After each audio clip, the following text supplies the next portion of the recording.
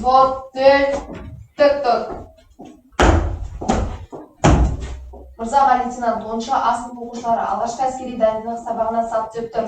Сапта 10 оқушы, баяндашы взвод командирі Аманбек Арай. Еркін сап қатар. Хоп болады.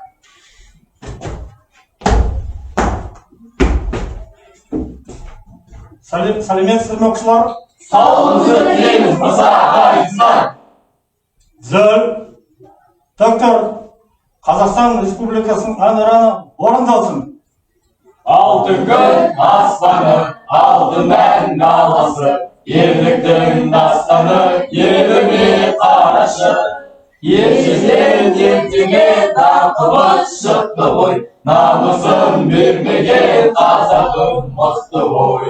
Менің елім, менің жерім, гүлім болып, егілемін, жырым болып, төгемін едім, туған жерім менің, Қазақстаным.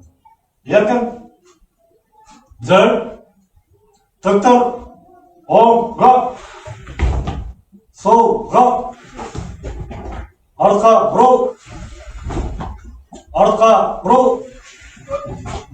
Оқушылар, бүгін біздің сабақ сайыс түрде өтеді.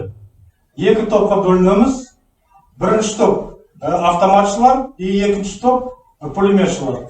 Мен сендерге міне билеттерді дайындап қойдым. Қазір өтесіңдер де, әр оқушы өз билетін аласыңдар да, өз орындарына отырасыздар да. Білесіңдер ме? Так, зіл, доктор, оңға, бұрыл. Бірінші қатар алғады, бас.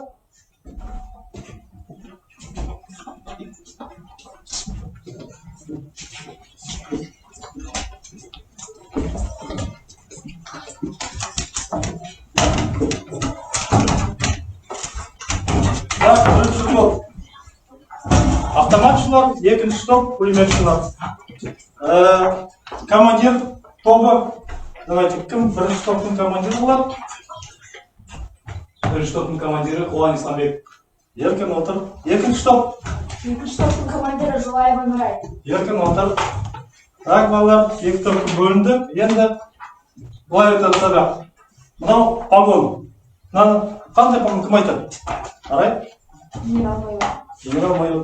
Қай офицерлерге жатады, Нұрай? Жоғары. Жоғары офицерлерге жатады, дұрыс. Өте жақсы.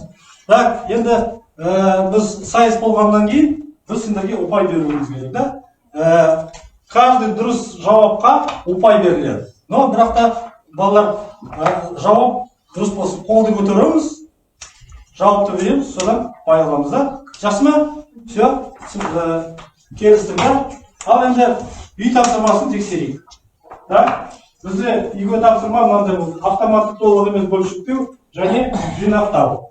И бірінші сұрақ, автомат Калашников туралы жалпы мағлұмат кім береді? Толғанай?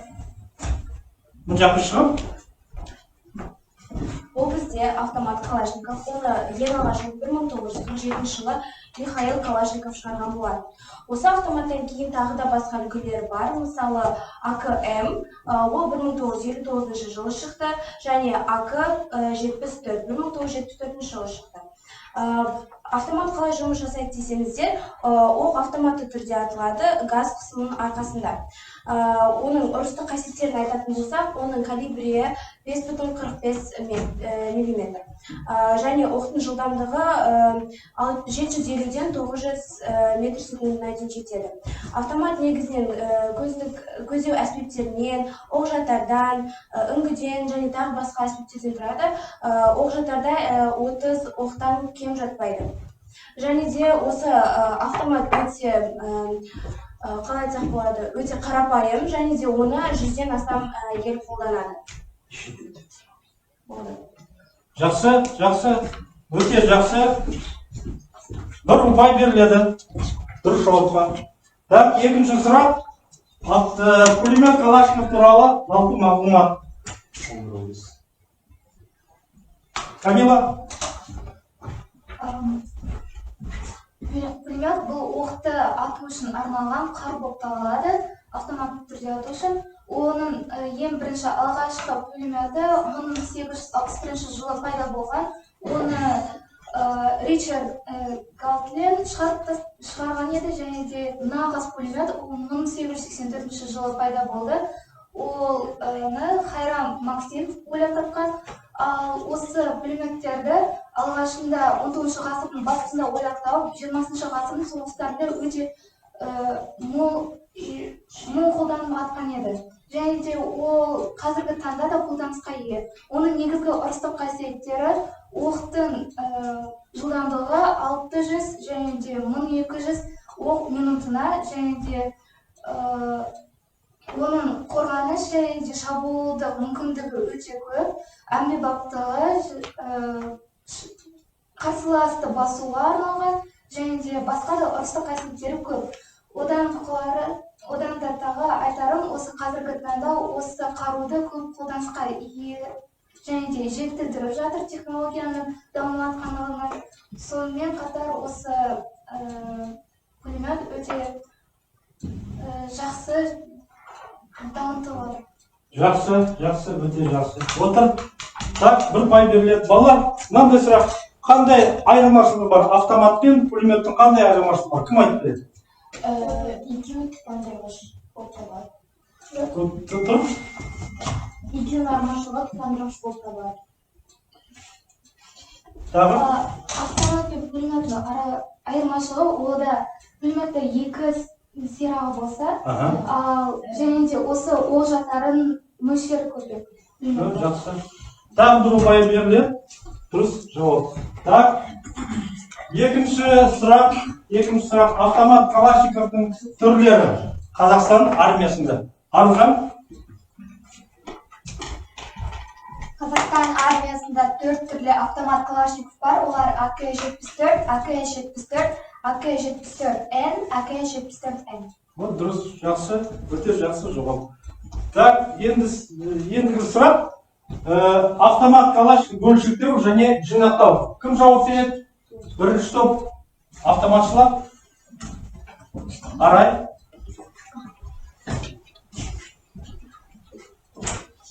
Автоматтық толық және жартай бөлшектеуге болады. Жартай бөлшектеу оны тазалау үшін, тексеру үшін және майлау үшін айналады. Ең бірінші оқ-жаттарды шешеміз. Предохранитель. Оқ бар ма жоқ па тексереміз. Атамыз. Жинауын аламыз. Сүңгіні шешіп аламыз. От сөндіргіш. Және қақпағын аламыз. Қайталау механизмі. Бекітпе жақтауы. Және қақпақ. Жақсы. Осы толық емес бөлшектеу. Енді дұрыстап кет. Осы біз толық емес бөлшектеуімізді бөлшектеу дейміз. Жақсы, өте дұрыс жауап. Сіздерге бір бай. Так, енді кім жинақтайды? Екінші топ пулеметшілар.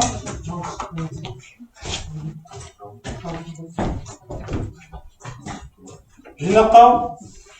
Бірінші газ түтінін қосамыз. Бетпе және беттен жоқтауын салып,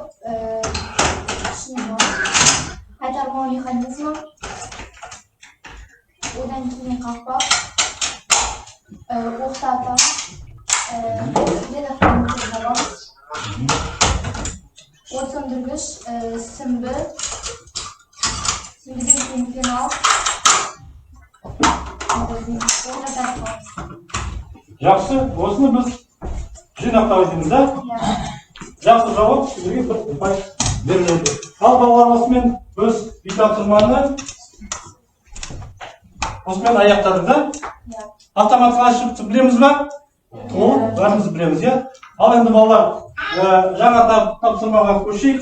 Балалар, кім айтады? Тақтада не көріп тұрсыңдар? Кім айтады? Саида? Тақтада екі граната көрсетілген. Гранаталар, да? Так, жақсы, отыр. Так, кім айтады гранаталар туралы? Стамбек? Граната жұмыс істеу үшін гранатаның сақинасын аламыз, сосын граната шығады. Гранатаны жатырамыз, да? Жақсы, дұрыс жауабы. Так, осы жауапқа сендерге бір ұпай беріледі. Так, енді Бүгін біздің тақырып балалар жарық шақты қол гранаталар. Сабақтың мақсаты жарық шақты гранаталардың қолданылуын, ұрыстық сипаттамаларын, ерекшеліктерін және жалпы құрылымын түсіну. РГД-5, РГМ, F1, РГО. Қазақстан Республикасының армиясында бізде 4 түр граната бар. Не, қараңыз. РГД-5, РГМ, F1, РГО. Бағалау критериі бар. Қол гранаталарының арналу мақсаты мен ұрыстық қасиеттері, жарылу механизмі, жайлы түсініктемелері. Екінші, оқушыларды дәлдікке, ептілікке, тәртіптілікке, жауынгерлік патриотизмі және отанына деген сүйіспеншілігін нығайтын тәрбиелеу. Жаңа сабақ. Енді тарихқа көрсек, қол гранаталар бір ғасыр бойы пайдаланылды. Оның түбі Франция елінен шыққан 1915 жылдары. Қазірге дейін осы гранаталар бүкіл әлемде пайдаланылды. Енді біздің мектепте мынандай оқу жаттығу гранаталар бар. Мынау F1, мынау РГД-5. Мынау қара түсті гранаталарда олар оқу жаттығу деп саналады. А жасыл түсті олар уже ұрыстық гранаталарда түсіндірді. Не қараңдар? Құрылымы көрсек, бүкіл 4 гранаталардың құрылымы бірдей. Неден тұрады? Корпус, мынау корпус, ішіндегі заряд, жарылатын заряд бұл тротил, да? И үшінші мынау тұтандырғыш дейді. Мынау F1 гранатаның құрылысы. Мынау қалай гранатаның жұмыс істеуі, да? Қалай оны пайдаланады? Мысалы, қараңдар. Мынау сақина, да? Не сақина? Мынау интерек, да? Лақтырғанда, мысалы, да? Гранатаны оң қолға ұстайды. Мына интеректі гранаттың корпусына тақап ұстау керек. Содан кейін сақинаны жұлып алғаннан кейін біз лақтыратын жерді көздейміз, да? Сол көздеу жерінде біз лақтырамыз.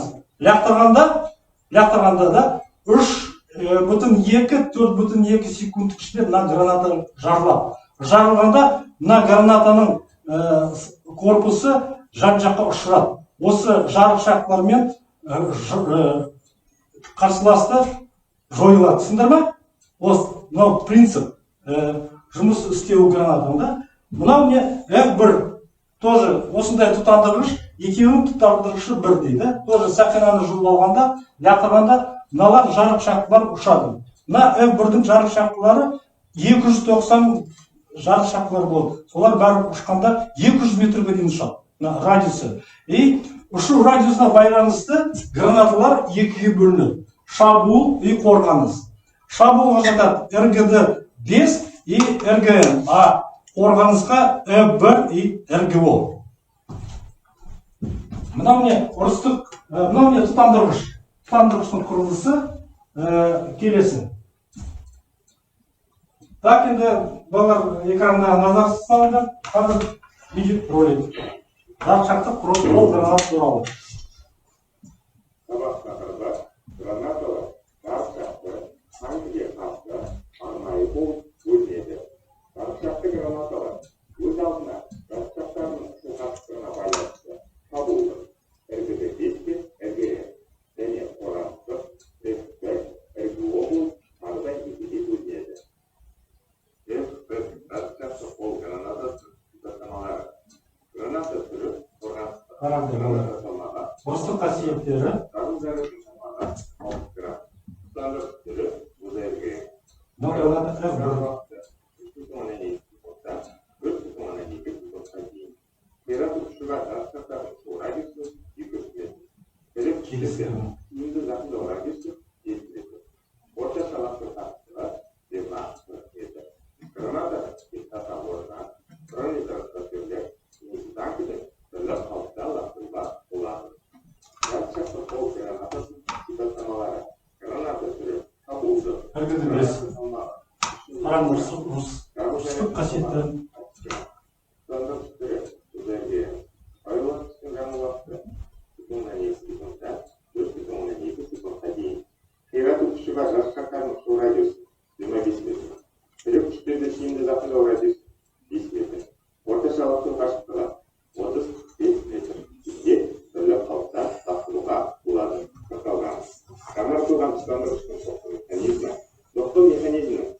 Мұхаммед тұтандыру. Ақтау жетпеден, тоққыштан, тоққыш тығырықтан, алту ендірген, сақтандырғыш продукттан және біріктіру тіркесінен тұрады.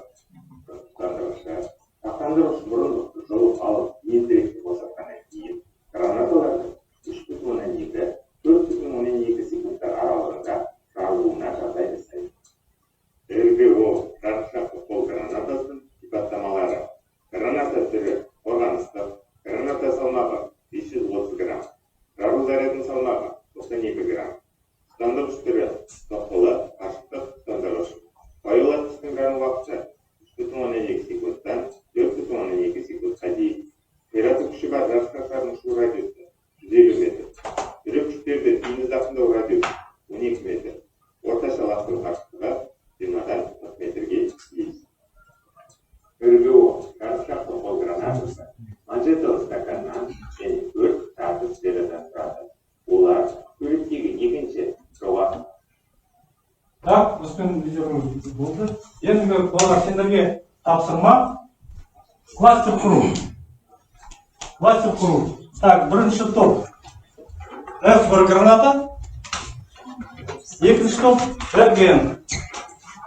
Так, есіміз ақсерді. Содан кейін екі кезең балалар қорғайсыңдар. Қорғағанда, мысалы бірінші топ қорғағанда, екінші топ бағалайды. Балалар сабақтың тақырыбын, сабақтың мақсатын ұмытпаймыз. Критериялары қолданылуы, ұрыстық қасиеті және тұтандырғыштың түрі. Сабақтың мақсатын ұмытпаймыз балалар.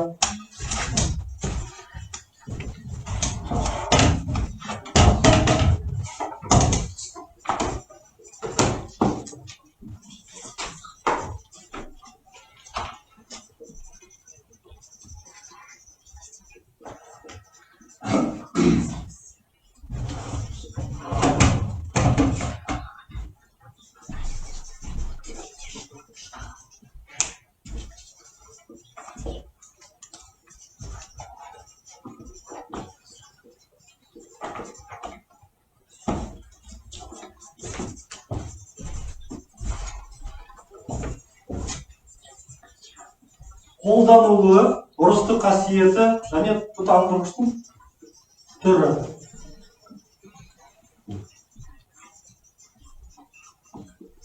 Критерий.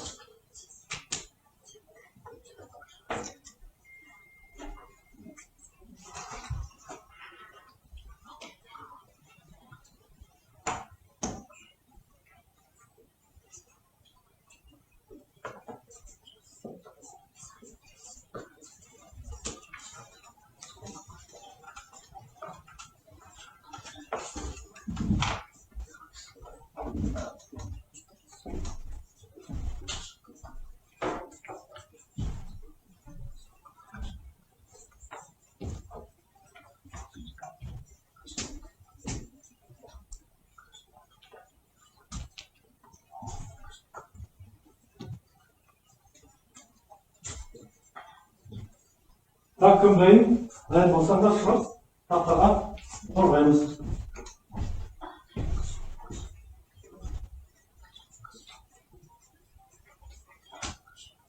Қай топ дайын?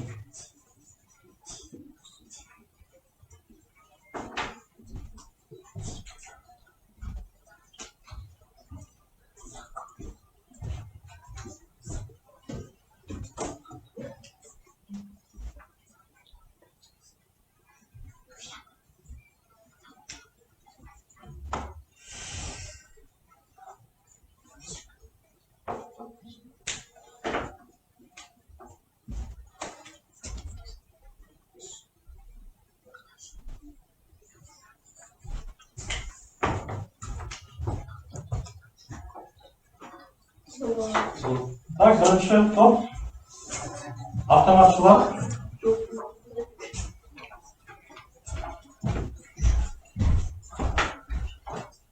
Так, бір қорғаныс граната ол бір қарсыластың тірек күшін жоюға арналған граната. Бір қол граната 3 бөліктен тұрады. Корпус, жарғы заряд, тұтандырғыш озардан. Гранатаның орташа массасы 60 грамм, ал оның салмағы 600 грамм болып табылады. Және оның бастапқы жылдамдығы 730 метр секунд болып табылады. Жарылғыш 90 бөлшекке бөлініп шашырайды. Оның тұтандырғыштың орташа жану уақыты 3,2-4,2 секунд болып табылады. Оның уақытылы қашықтығы 35-45 метр аралығы болып табылады. Тұтандырғыштың түрі қандай?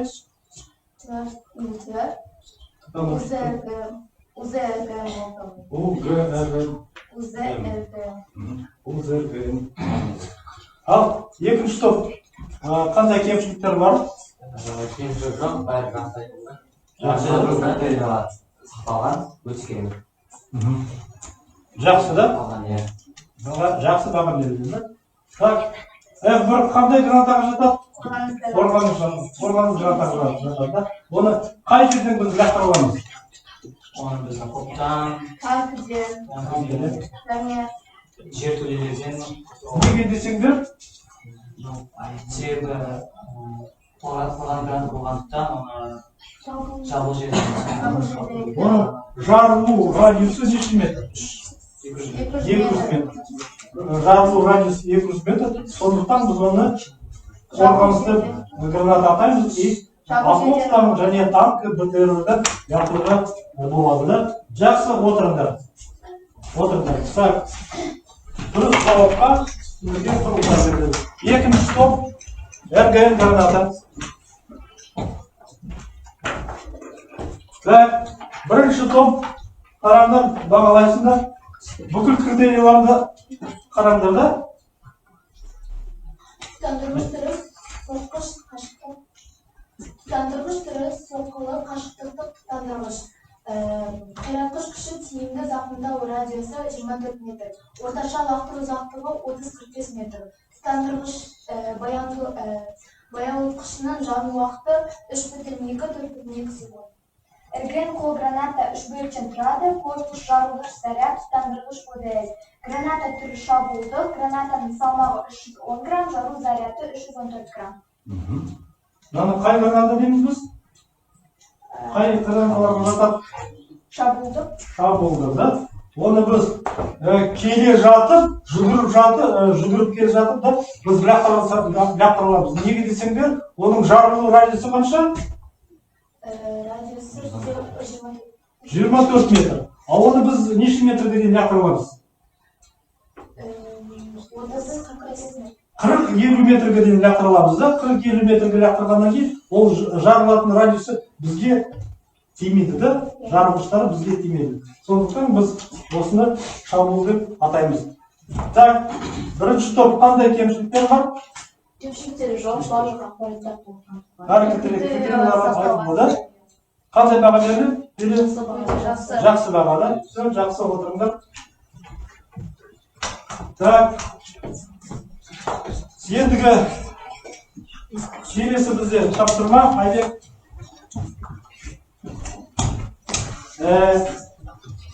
Бекіту. Тапсырма.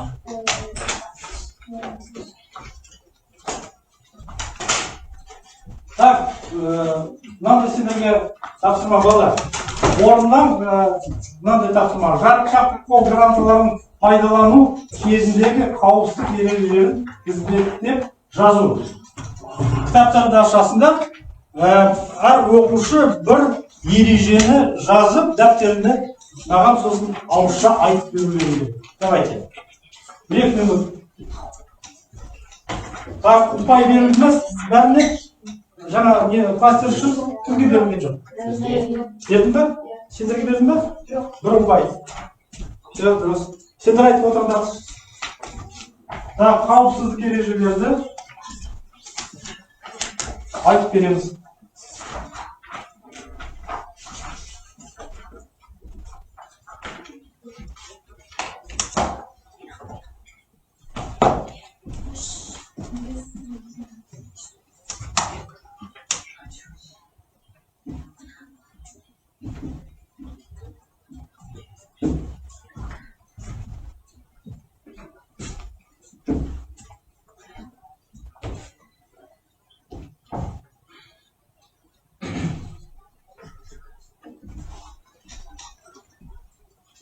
Қазір болды. Так, кім бірінші топ? Давайте бір ережені айтып беріңдер. Айару. Гранаталар әрқашан және гранаталарды кетіруге болмайды. Дұрыс. Гранаттар мен тоқтандырғыштарды оқтау алдында тексеру қажет және ақау табылған жерде командирге жеткізу. Дұрыс. Арай. Алып жүргенде гранаталарды ылғалдан, оттан, соқтығыстардан сақтау қажет. Дұрыс. Саида. Запал гранатадан бөлек орналасу керек. Дұрыс. Бөлек болу керек. Қол гранатаны лақтыру ауданының радиусы кемінде 3 метр жерді қоршау керек. Дұрыс. Так, бірінші топ. Так, екінші топ. Екінші топ. Қабағат. Граната әрдайым арнайы төңкерісіне жатуы тиіс. Дұрыс жауап. Tamam. Нұрай. Граната корпусына майысу тұрпасы болмау керек. Дұрыс жауап. Так, Камила. Гранаталар мен тұтандырғыштар беру пунктісін беру, ол 25 метр қашықтықта қамтылу керек. Дұрыс. Аружан. Гранатаны кетіруге болмайды, ол үшін үйренуші болады дейді. Жақсы. Жандарат. Және де запал гранатадан бөлек орналасу керек. Все, жақсы. Түсіндірді. Қандай қауіпсіз ережелерді сақтау керек. Екінші топқа тоже бір ұпай. Ал енді бекіту, жаңа тақырыпты бекіту бізге біз сіздерге мынандай тесттер беремін. Так.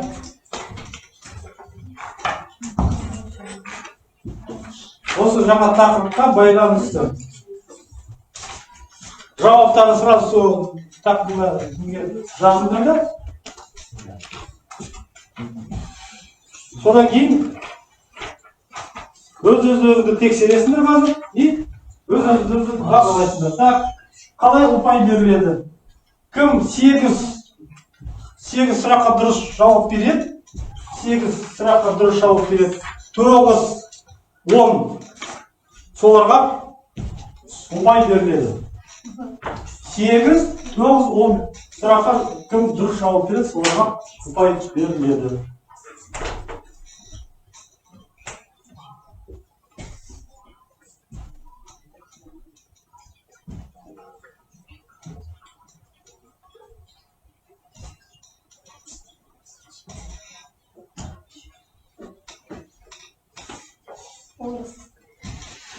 Так.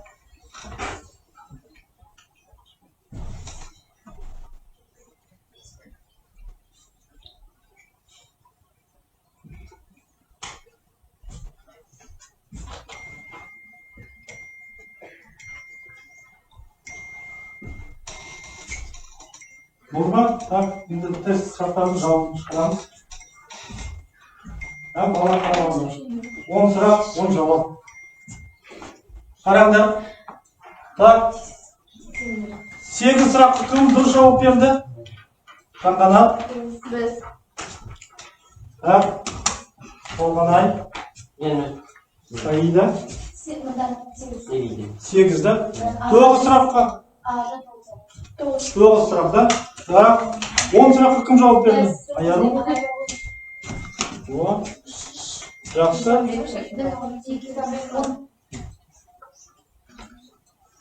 Так, жақсы. Енді келесі.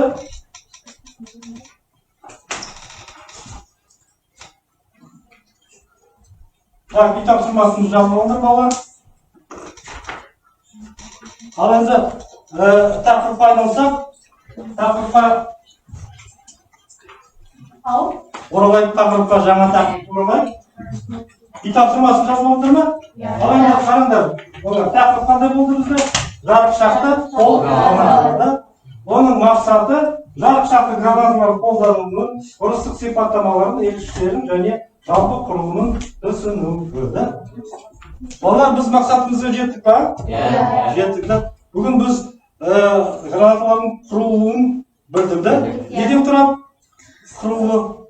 Корпустан. Корпус. Заряд и тұтандырғыш. Ұрыстық қасиетін білеміз да? Ұрыстық қасиетін білеміз да?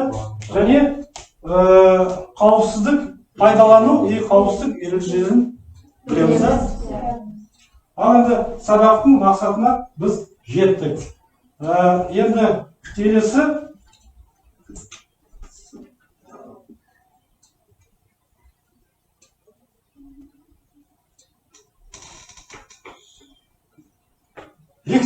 лекция. Мынандай сіздерге сұрақ қойылады. Мен Білдім. түсіндім, мен білдім, мен үйрендім. Кім айтып береді? Мен білдім Қазақстанда 4 түрлі граната қолданылады. Мен түсіндім жаршықты гранатаның уақытының қашықтығы 35-45 метр. Мен түсіндім гранаталарды кетіруге болмайды. Тағы қандай жауап? Мен түсіндім гранаталар әрқашан кетуге болмайды. Мен түсіндім запал гранатадан бөлек орналасуы керек. Сәбит, Мен білдім граната қалай жұмыс істейтінін. қалай граната жұмыс істейтінді? Камила? Мен білдім гранаталарды қалай ұрыстық қасиетіне қарай бөлудің ажыратуға болады. Мен гранаталардың 1915 жылы шыққанын білдім. Мен білдім гранаталарды алып жүргенде ылғалдан, ыстан, сұрқылтыдан тапсал береді. Алып келеді.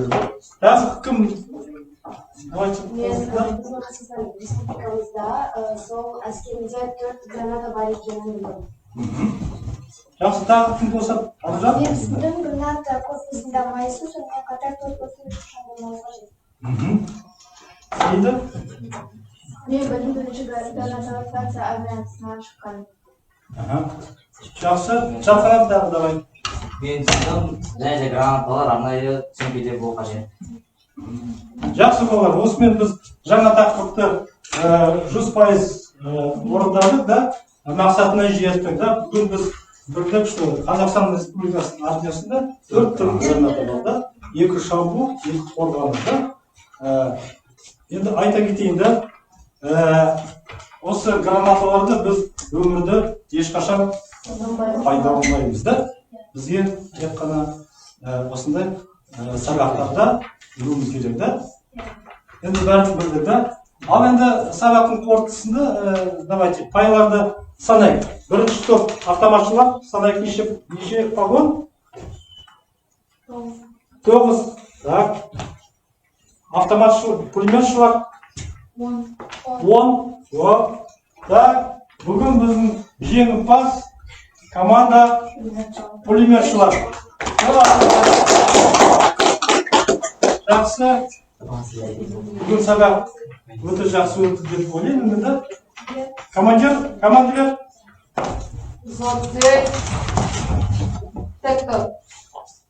Сабақ аяқталды. Сау болыңыздар.